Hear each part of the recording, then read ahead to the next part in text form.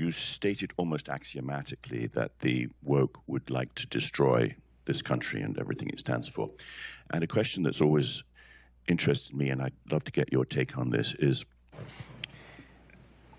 what, and it somewhat echoes a question you've already been asked, what is the cause of this desire? Is the starting point a detestation, a sort of self-hating detestation of America, and therefore we adopt policies and ideologies, etc., which undermine it? Or do we start as sort of post-Marxists and have these various beliefs and therefore want to destroy America because it is the principal bulwark against those ideas? So is it, do you see the distinction? And perhaps it's a distinction without a difference, but in result. But it interests me to know that starting point.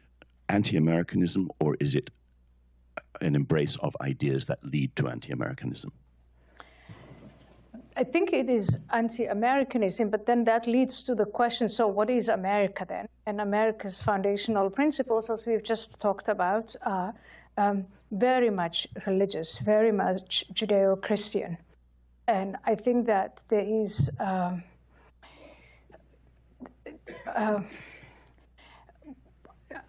I'm just trying to grapple with it myself. I mean, how far back do you go? Enemies of civilization have always existed.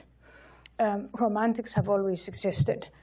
But after the Soviet Union, after the fall of the Soviet Union, we in America may have fallen into that trap of the winner, where we think, okay, we've won, let's move on.